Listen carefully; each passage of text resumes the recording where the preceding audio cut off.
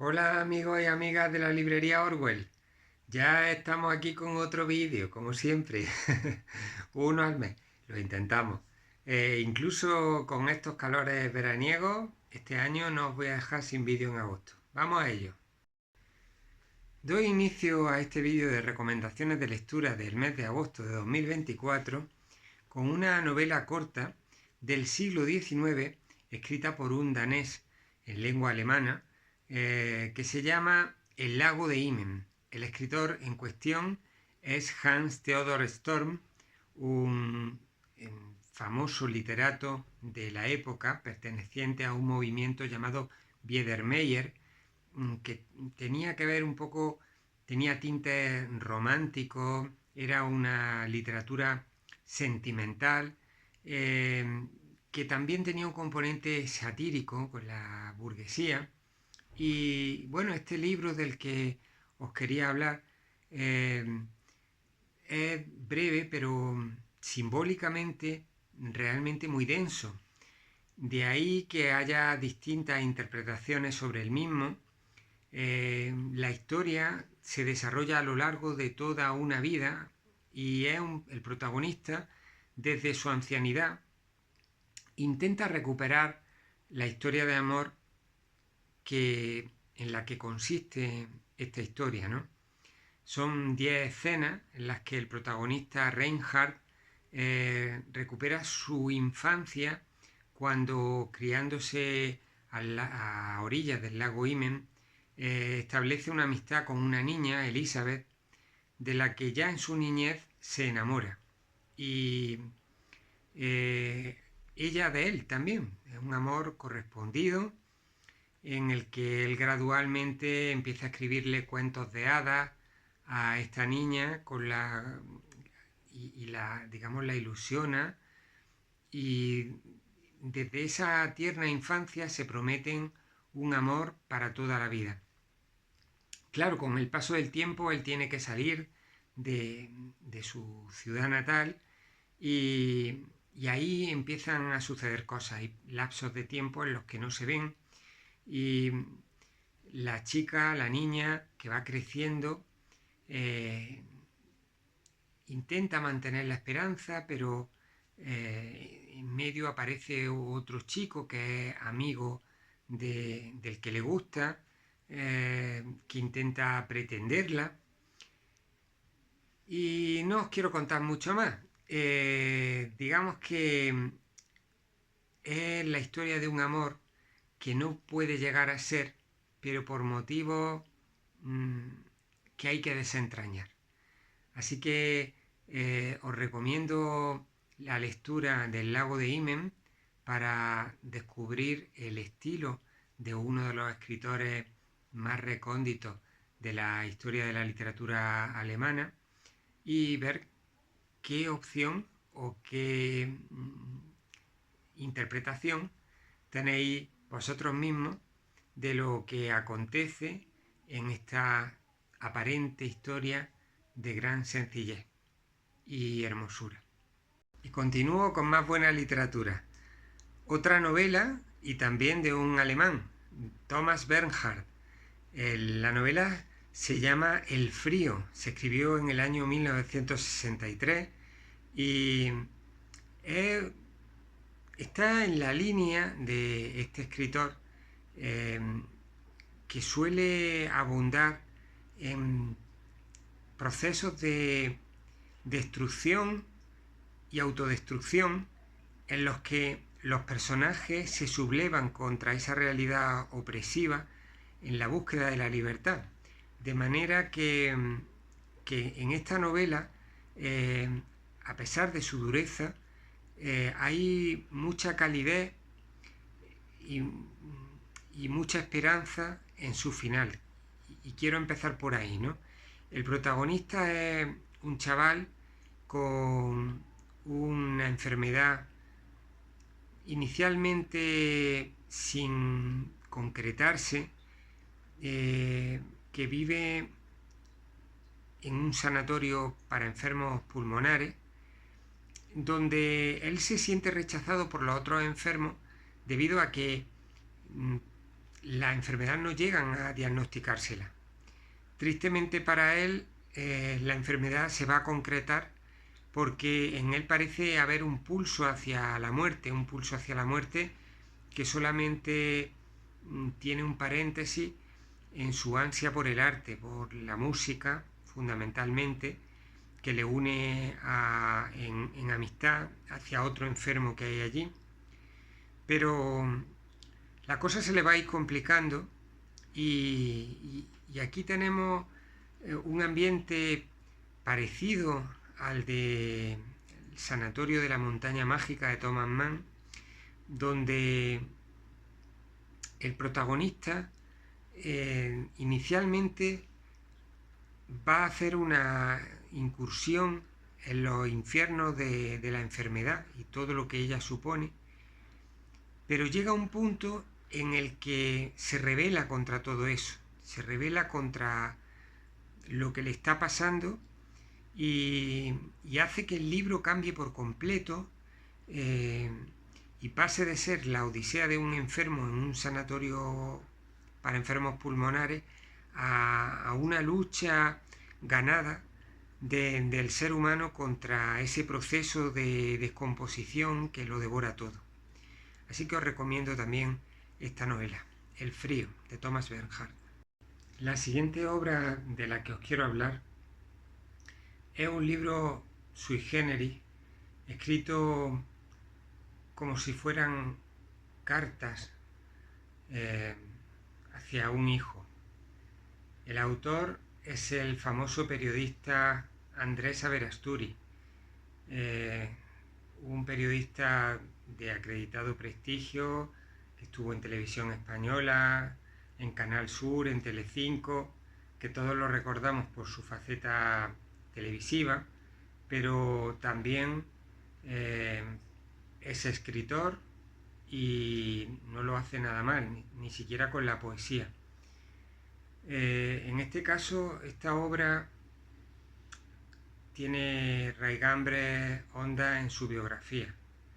Él tuvo un hijo con parálisis cerebral y este libro lo constituyen cartas que le escribe a este niño que ya tiene más de 30 años cuando está contando su historia, y no puede ser más tierno el mensaje que pretende trasladarle. Claro, él escribe el libro como si de verdad la otra persona pudiera leerlo, ¿no? Pero obviamente no puede. Entonces supongo que le sirvió como ejercicio terapéutico para paliar la desolación que sentía ante la tragedia de tener un hijo con parálisis cerebral, ¿no? El libro va dando saltos en el tiempo, contando pues, lo que sucedió desde que nació y distintos momentos en los que sufre crisis, y en mitad de todo ello hay una serie de digresiones filosóficas en las que se pregunta a Verasturi por cuestiones relacionadas con Dios, con cómo puede haber sucedido algo así, qué tipo de explicaciones puede tener el hecho de algo tan atroz como que una persona pues salga con una deficiencia tan grave que le impide vivir, ¿no?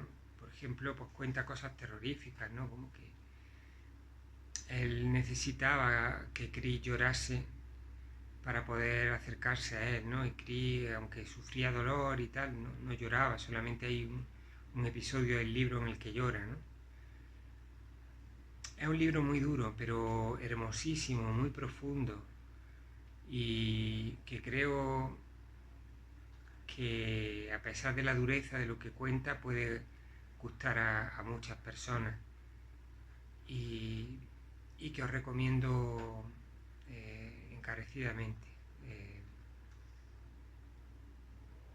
Y volvemos a la novela extranjera. En este caso, una novela rusa del año 1930 de un escritor que me fascina, que es Boris Pilniak.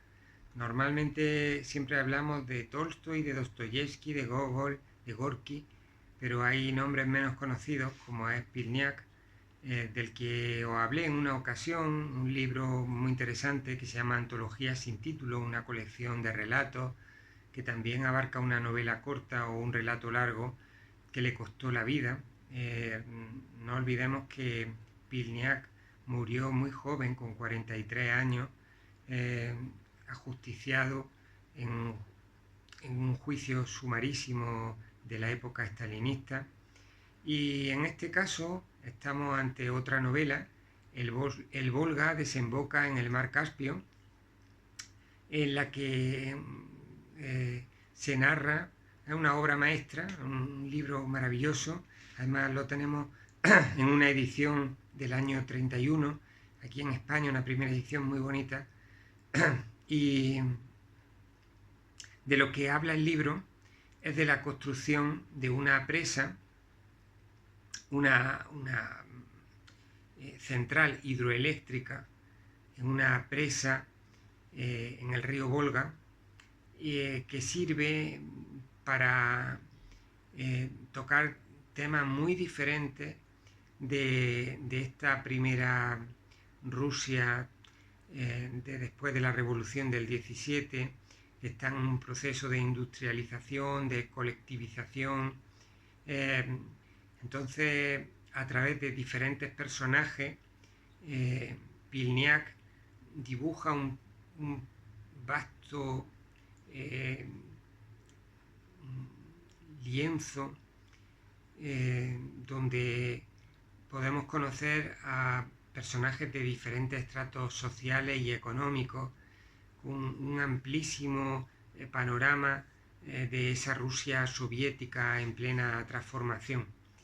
Un libro maravilloso, muy desconocido, que os recomiendo que leáis. El Volga desemboca en el mar Caspio.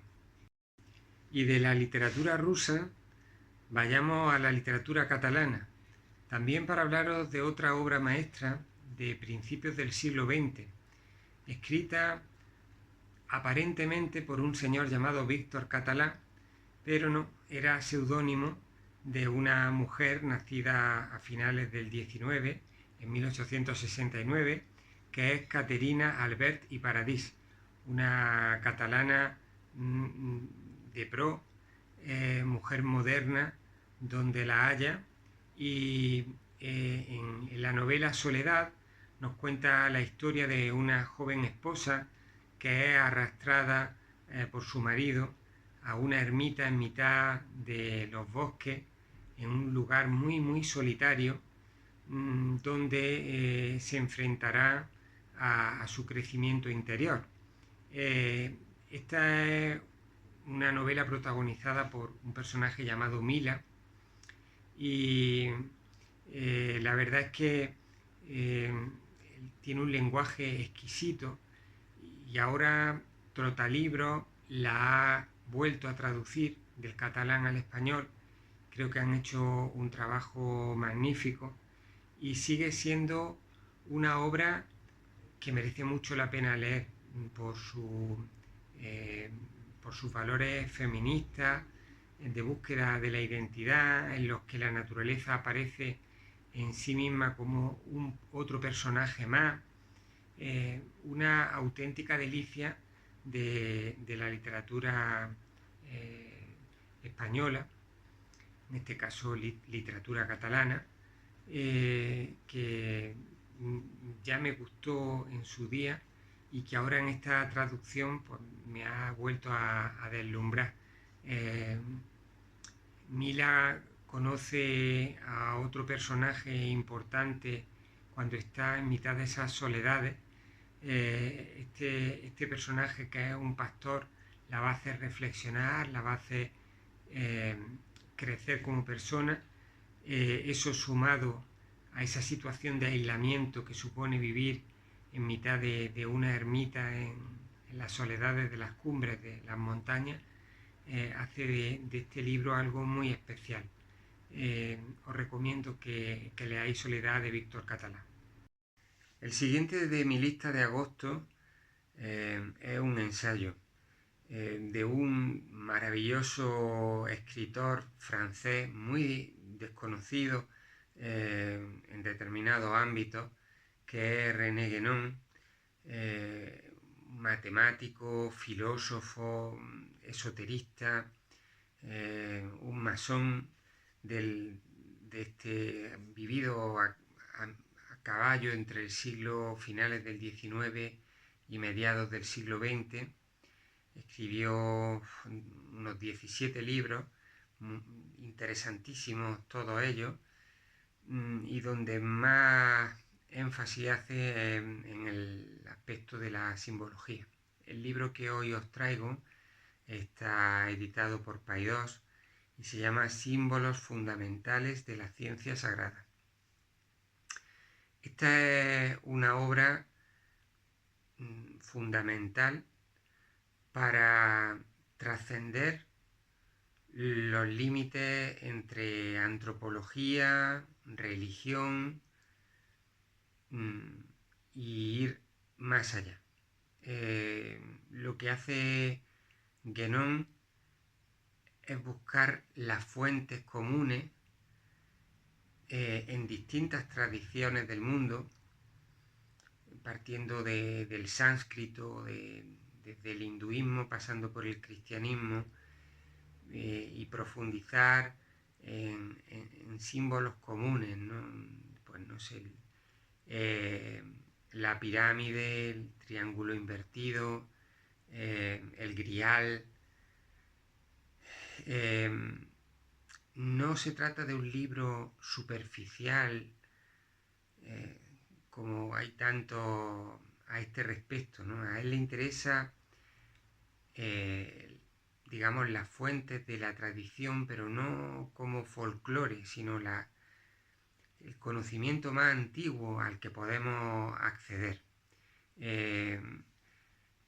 Por ejemplo, él diferencia entre subconsciente y supraconsciente, ¿no?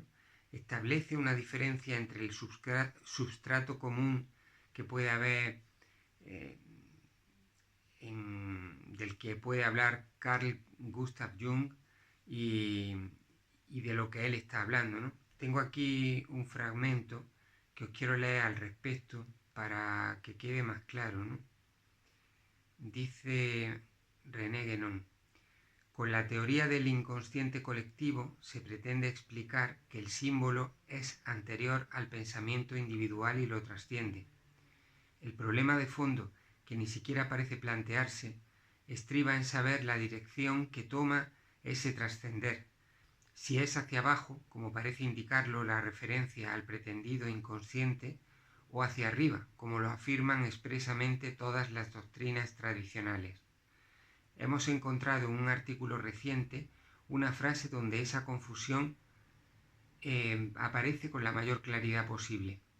La interpretación de los símbolos es la puerta abierta al gran todo, es decir, el camino que conduce hacia la luz total a través del dédalo de los oscuros bajos fondos de nuestra individualidad. Por desgracia, existen muchas probabilidades de que, perdiéndose en esos oscuros bajos fondos, se llegue a otra realidad muy diferente de la luz total.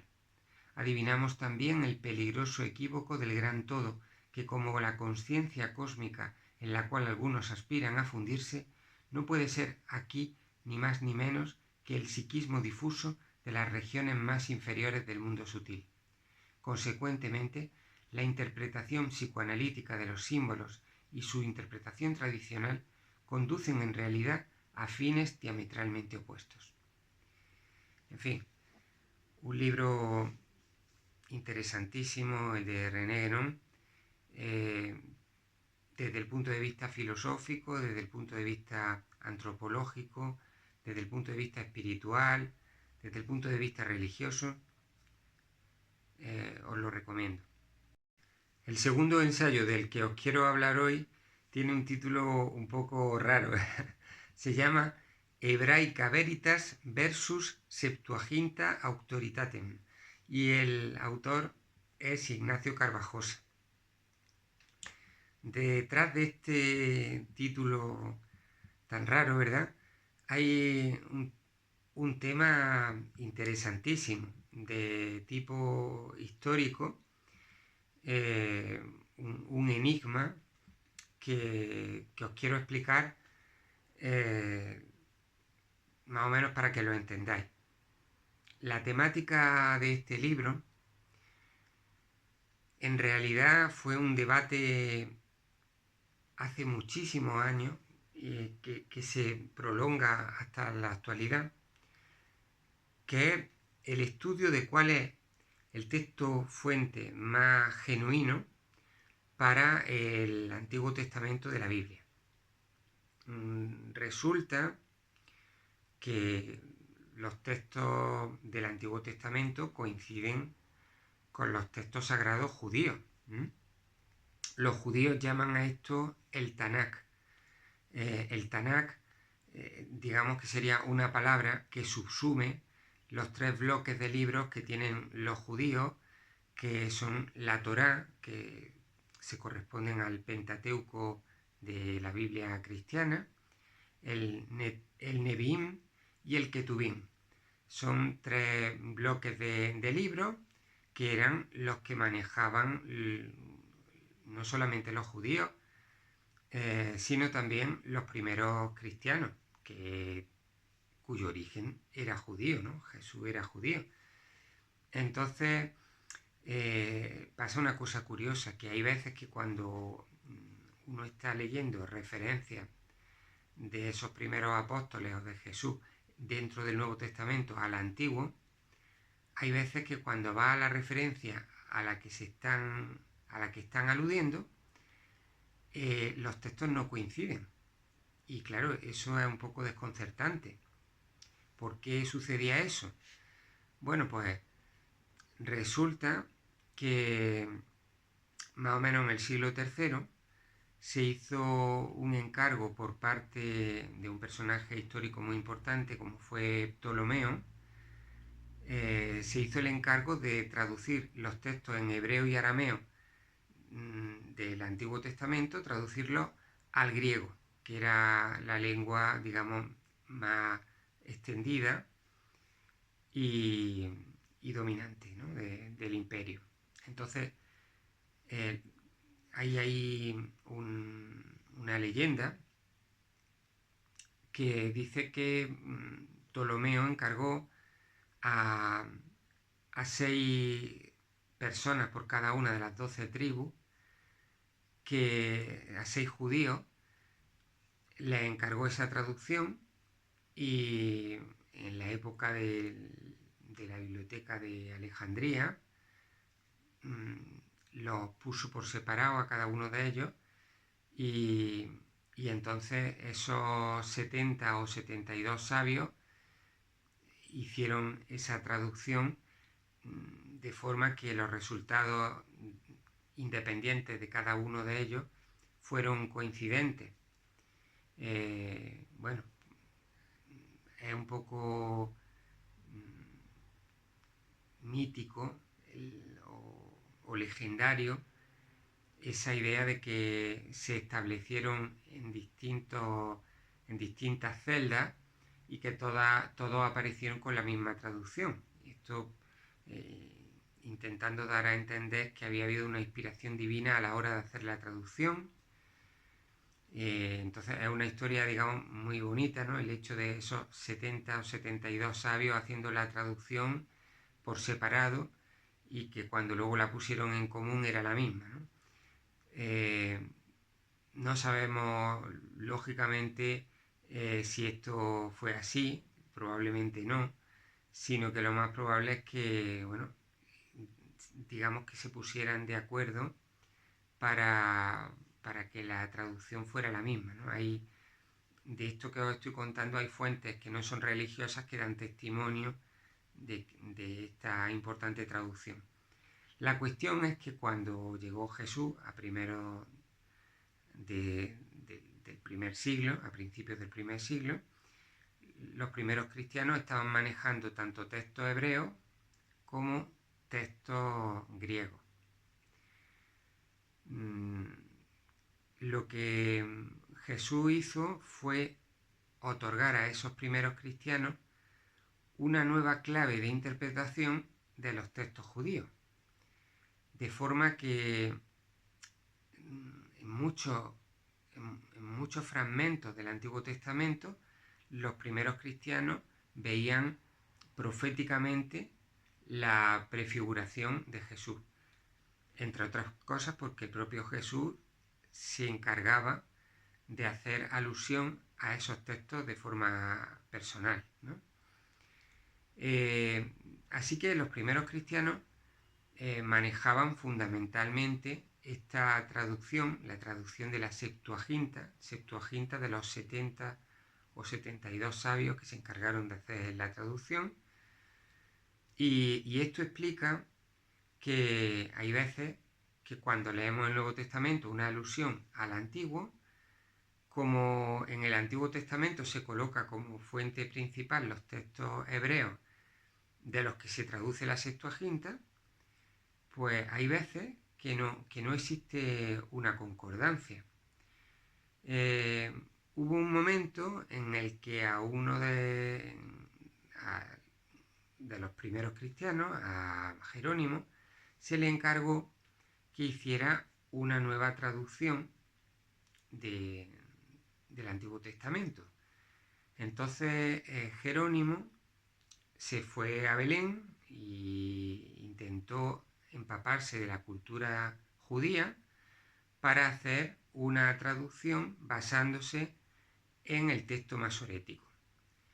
Entonces apareció, digamos, un debate dentro del seno de esos primeros cristianos, y uno, digamos, de los pilares lo representaba Jerónimo, que decía que había que volver al texto hebreo, Hebraica Veritas, volvemos al título del libro, decía que la verdad se encontraba en el texto hebreo.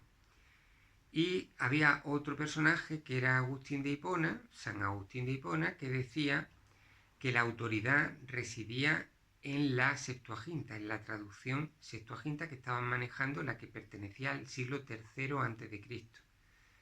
Entonces, ambas posturas eran posturas muy sólidas, ¿no? Porque de entrada pensar que el texto más antiguo es el más fiable es lo lógico, que es lo que decía Jerónimo. Pero, sin embargo, había una confianza en que la traducción de la Septuaginta se había hecho bajo inspiración y que, por lo tanto, en la Septuaginta residía una autoridad, Septuaginta Autoritatem, que es lo que decía Agustín de Hipona. Bueno, ¿y aquí qué es lo que hay de interesante? Pues lo que hay de interesante es que hay veces en las que la referencia que ofrecen los apóstoles o Jesús haciendo alusión al Antiguo Testamento es coincidente con lo que dice la Septuaginta más que con lo que dicen el texto masorético. Y aquí hay distintas explicaciones aparte de la inspiración. La principal es que aquellos judíos sabios a los que Ptolomeo les encargó la traducción conocían variaciones textuales de esos textos hebreos que eran las más acertadas. Todo esto serían conjeturas si no fuera porque a mediados del siglo XX se hicieron unas famosas excavaciones, las excavaciones de Qumran, en las cuales se encontraron textos antiquísimos que daban la razón a la versión textual de la Septuaginta. Es decir, que parece ser que sucedió también que como el texto masorético se fijó después de Cristo, entre el siglo I y el siglo IV, y dado que los judíos no reconocían al Mesías, a Jesucristo como el Mesías, pues ellos encargaron otras traducciones al griego porque no les gustaban las interpretaciones que estaban haciendo los cristianos de sus textos sagrado. Entonces encargaron varias traducciones, la de Teodoción, la de Símaco, la de Áquila, porque no querían que la gente trabajara con la Septuaginta, ¿no? Fundamentalmente.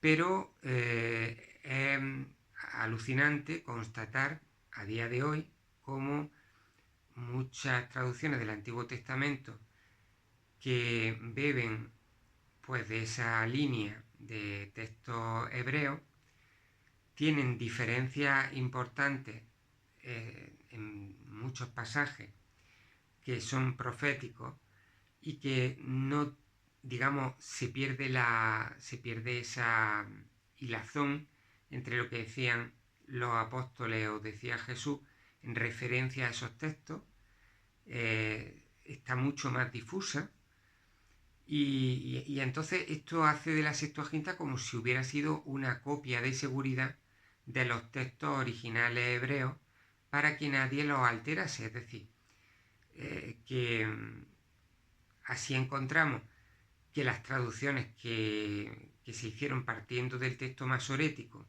son interesantes, pero son a su vez complementarias de las de la Septuaginta, que teóricamente son posteriores.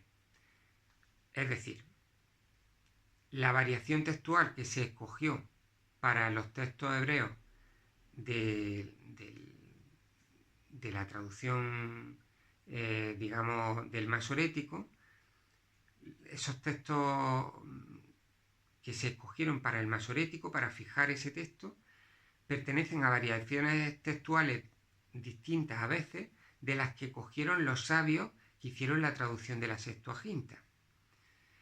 Y claro, eso da lugar a pensar en alguna posible adulteración que empaña las referencias proféticas en algunas ocasiones. En fin, que es un tema muy apasionante, no solamente desde el punto de vista religioso estrictamente, sino también desde el punto de vista histórico, arqueológico. Y este autor madrileño, Ignacio Carvajosa, deja aquí testimonio de todo ese itinerario apasionante para quien le interese profundizar en la verdad de los textos más puros de la Biblia, del Antiguo Testamento, a los cuales hacen referencia los personajes y los escritores del Nuevo Testamento. Así que nada, hasta aquí, aquí me he liado mucho un poco, quería explicar algo que es un poco complejo si no se conoce unas bases y en fin, hasta aquí el vídeo del mes de agosto. Se me quedan como siempre libros fuera, infantiles y en fin, bueno, los meteré en el siguiente vídeo y os deseo una feliz reentrada en septiembre. Ya sabéis que contáis con la librería Orwell para cubrir vuestras necesidades y un abrazo muy fuerte.